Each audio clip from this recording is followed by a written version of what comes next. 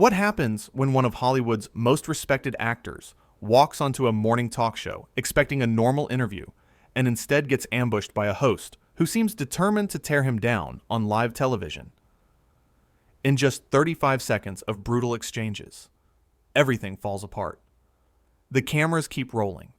The audience sits in stunned silence. And what unfolds is one of the most shocking moments in daytime television history. Samuel L. Jackson arrived at the Today Show studio that morning like he had done countless times before. He was there to talk about his latest film, to share some laughs, to connect with the audience watching from home. He settled into the guest chair across from Savannah Guthrie with a relaxed smile. The lights were bright, the cameras were ready. Everything seemed perfectly normal. But from the very first question, something felt off. Savannah leaned forward with a smile that didn't quite reach her eyes and said, "So Samuel, let's talk about your career. You've been in what, hundreds of movies now? Do you ever worry that you're just playing the same character over and over again?" The audience shifted uncomfortably. It wasn't the warm welcome anyone expected. Samuel kept his composure, chuckling slightly. "Well, I think every actor brings something different to each role. I take my craft seriously, and—" "But seriously," Savannah interrupted, her voice taking on an edge. "When was the last time you actually challenged yourself? When was the last time you did something that wasn't just you being, well, you?" Samuel's smile faded just a bit. He sat up straighter. "I'm not sure I understand what you're getting at, Savannah. I've played everything from dramatic roles to action heroes to—" Yes, we know," she waved her hand dismissively. "But let's be honest with the audience here. You've become a bit of a one-trick pony, haven't you? You show up, you say some cool lines, you collect your paycheck. Is that really acting?" The studio went dead silent. Even the crew members exchanged shocked glances. This wasn't banter. This wasn't playful ribbing. This was an attack. Samuel took a deep breath, clearly trying to maintain his professionalism. "I've worked in this industry for decades.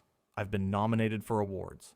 I've worked with incredible directors, and I've always given everything to my performances. I'm proud of my body of work." "Nominated," Savannah repeated, emphasizing the word. "But how many have you actually won? I mean, let's talk about that. You're what, 70-something years old now?" "I'm 76, Samuel corrected, his jaw tightening. "Right, 76. And in all that time, with all those movies, you've never won an Oscar. Doesn't that bother you? Doesn't that tell you something?" The audience gasped. A few people whispered to each other. This had crossed a line. Everyone watching knew it. Samuel's face hardened, but he kept his voice steady. "Awards don't define an artist's worth, Savannah. The work speaks for itself. The connection with audiences, the stories we tell, that's what matters." "That's a nice way to avoid the question," Savannah shot back. "But come on, we're all adults here. You must feel some kind of way about being passed over year after year, about watching younger actors, less experienced actors, walk away with the recognition while you're still waiting." "I'm not waiting for anything," Samuel said firmly. "I'm grateful for my career. I'm grateful for the opportunities I've had.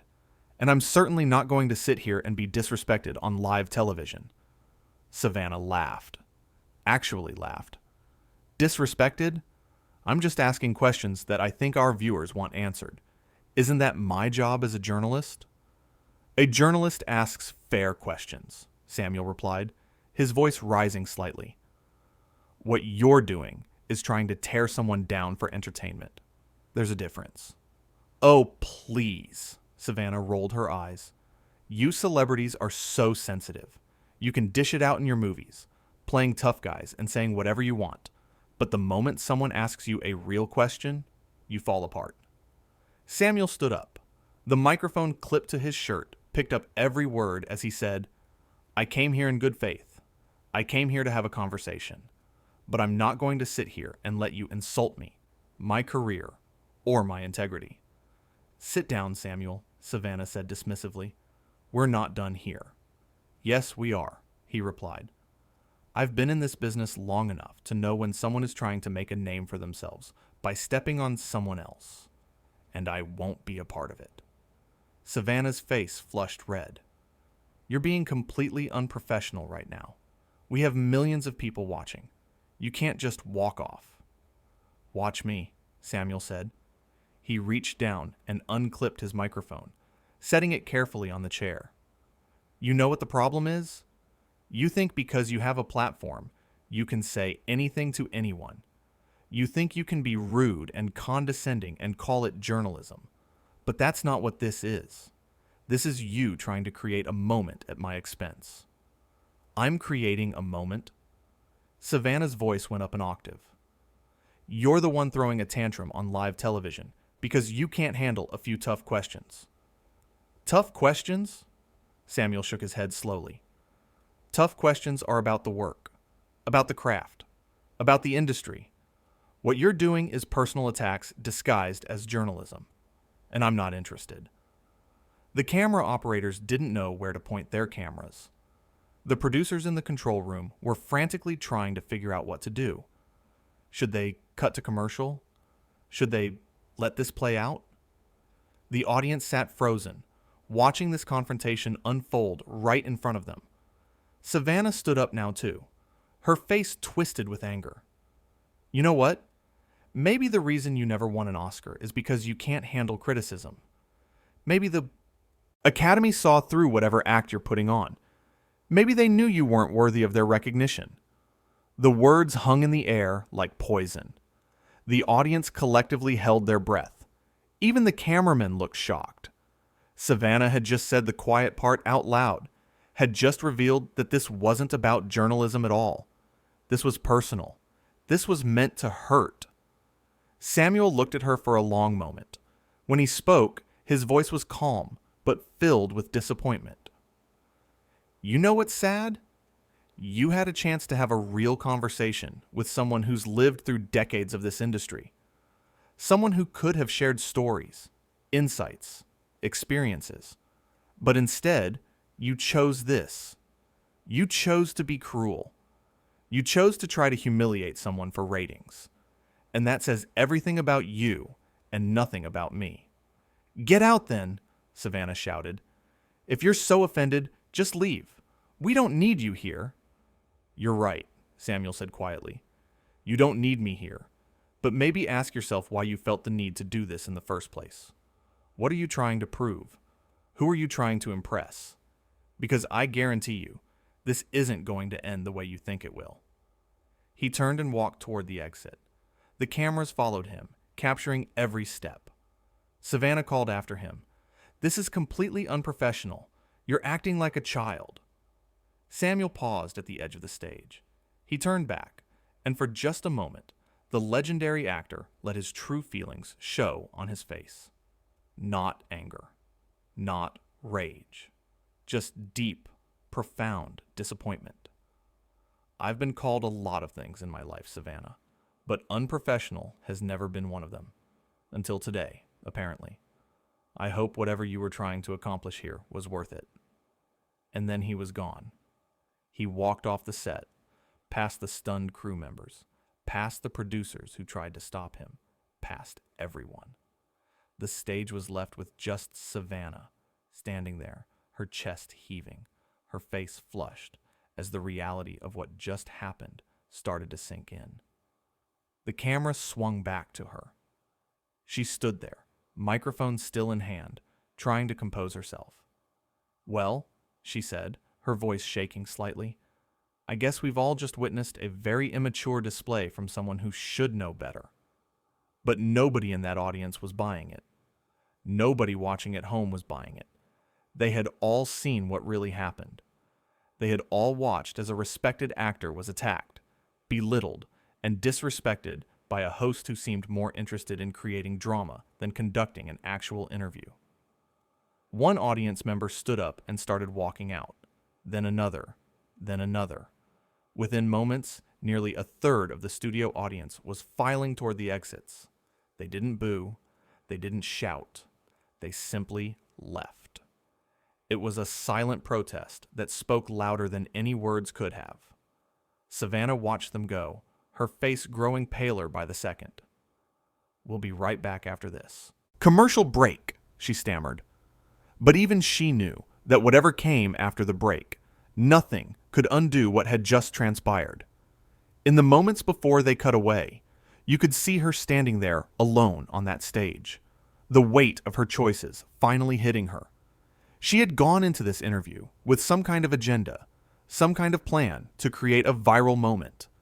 And she had succeeded, but not in the way she had hoped, because what people would remember from this interview wasn't some clever gotcha moment. What they would remember was watching a host betray every principle of good journalism. What they would remember was watching someone try to build themselves up by tearing someone else down. What they would remember was the moment Samuel L. Jackson, a man known for his grace and professionalism, was pushed too far. The control room finally cut to commercial. The stage lights dimmed, and Savannah was left standing there in the half-darkness, probably realizing that in trying to create one kind of memorable moment, she had created something else entirely. Something that would define her career for all the wrong reasons. Samuel L. Jackson, meanwhile, was already in his car, leaving the studio behind. He had maintained his dignity. He had stood up for himself. He had refused to be a part of something that went against everything he believed in. He had nothing to apologize for. He had nothing to regret. He had simply drawn a line and refused to let anyone cross it. The interview that was supposed to last 15 minutes had ended in less than 10. The promotional appearance that was supposed to boost the film had turned into something completely different. But in those heated minutes, something important had been revealed. Not about Samuel L. Jackson. Everyone already knew who he was. A professional, a craftsman, a man of principle. No, what had been revealed was something about the nature of modern media, about how far some people will go for attention, about how easy it is to forget that the person sitting across from you is a human being with feelings, with a lifetime of experiences, with dignity that deserves to be respected. Samuel had walked onto that set expecting a conversation. He had been prepared to be charming, funny, insightful. He had been ready to promote his film and connect with the audience. Instead, he had found himself in an ambush, and rather than play along, rather than smile through it, rather than let it slide, he had made a choice. He had chosen himself. He had chosen his self-respect. He had chosen to say no. And that choice, that moment of standing up and walking away, said more about his character than any award ever could. Because it takes real strength to walk away. It takes real courage to refuse to participate in your own humiliation. It takes real integrity to maintain your composure when someone is actively trying to provoke you. The audience members who had walked out gathered in the lobby, many of them sharing their disbelief at what they had just witnessed. Some pulled out their phones, already texting friends and family about what had happened. Others just stood there, shaking their heads, processing the surreal nature of what they had seen. Inside the studio, crew members whispered among themselves. Many of them had worked with Samuel before. They knew him to be kind, professional, always respectful to everyone from the top executives to the production assistants. Seeing him pushed to that point, seeing him forced to defend himself against such unprovoked hostility, left them uncomfortable and angry. The commercial break couldn't last forever. Eventually, the show had to come back. Savannah returned to her seat, a forced smile on her face. "Welcome back," she said, her voice overly bright. "Well, that was unexpected. Let's move on to our next segment." But moving on wasn't that simple. The internet was already exploding. Clips of the confrontation were being shared across every platform. People were weighing in, and the overwhelming response was clear. Samuel L. Jackson had been ambushed. He had been disrespected, and he had every right to walk away. Some tried to defend Savannah, arguing that tough questions were part of journalism, but those arguments rang hollow. There's a difference between tough questions and personal attacks. There's a difference between holding someone accountable and trying to humiliate them, and everyone who watched that interview knew exactly which category this fell into. What Savannah had failed to understand was that respect is the foundation of any good interview. Even when asking difficult questions, even when challenging someone's perspective, you can do it with respect. You can do it with dignity. You can do it in a way that seeks truth rather than spectacle. She had chosen spectacle. She had chosen confrontation. She had chosen to try to diminish someone who had spent decades earning the respect of his peers and his audience. And in doing so, she had diminished herself. The rest of the show limped along. The other segments felt hollow. The energy was gone. Everyone, from the hosts to the crew to the remaining audience members, knew they had just been part of something that would be talked about for years to come. But not in a good way. Samuel L. Jackson's name would come out of this stronger than ever. People would remember how he handled himself, how he maintained his dignity, how he refused to compromise his values for a television appearance. He would be invited on other shows, where hosts would treat him with the respect he deserved. He would continue making movies. He would continue being the consummate professional he had always been. But for Savannah Guthrie, this moment would follow her. Every future interview would be viewed through the lens of this confrontation. Every tough question she asked would be scrutinized. People would wonder about her motivations. They would question her methods. They would remember the day she crossed the line.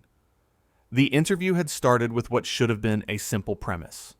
A beloved actor promoting his latest film. A morning show looking for engaging content. It should have been easy. It should have been pleasant. It should have been the kind of feel-good segment that morning television thrives on. Instead, it became a cautionary tale. A reminder that respect matters. That dignity matters. That treating people with basic human decency matters. And that no amount of ratings, no viral moment, no attention-seeking behavior is worth sacrificing those principles.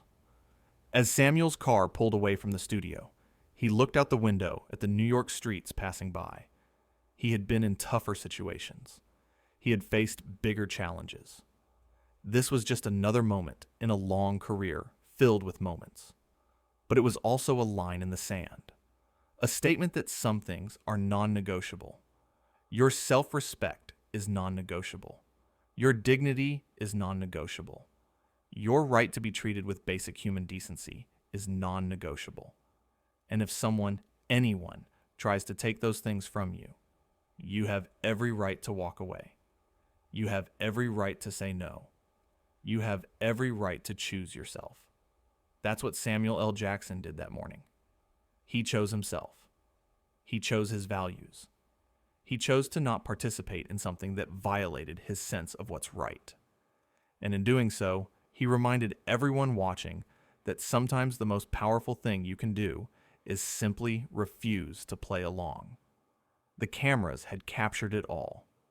The initial friendly greeting, the first uncomfortable question, the escalation, the personal attacks, the standing up, the walking away. Every moment was recorded, would be replayed, would be analyzed. But through it all, one thing remained crystal clear. Samuel L. Jackson had walked into that studio as a respected actor with decades of acclaimed work behind him, and he walked out the exact same way. Nothing Savannah Guthrie said, nothing she tried to do, could change that. Because respect isn't given by others. It's maintained by yourself. And he had maintained his perfectly. Back in the studio, as the show finally ended, Savannah sat in her dressing room. The silence was deafening. No congratulations from the producers. No excited chatter about the show. Just silence. And in that silence, she had to confront what she had done. She had to face the reality that in her quest for whatever she was seeking, she had forgotten the most basic rule of her profession. Treat people with respect. Ask tough questions, yes. Hold people accountable, absolutely. But never, ever forget that the person sitting across from you is a human being, with feelings, with a career they've built, with dignity that deserves to be honored. It was a lesson learned too late. The interview was over. The damage was done. The moment had passed. And all that was left was the aftermath. An aftermath that would define both of their careers in very different ways. One as a cautionary tale, the other as an example of grace under pressure, of knowing when enough is enough, of understanding that some battles aren't worth fighting and some situations aren't worth being part of. Samuel L. Jackson had made his choice. He had walked away. And in doing so, he had won something far more valuable than any argument could have given him. He had won the respect of everyone watching. He had won the moral victory. He had won by refusing to lose himself in someone else's game. And that, more than anything else, was what people would remember from that morning. Not the insults, not the confrontation, but the moment a man stood up for himself with quiet dignity and walked away with his head held high.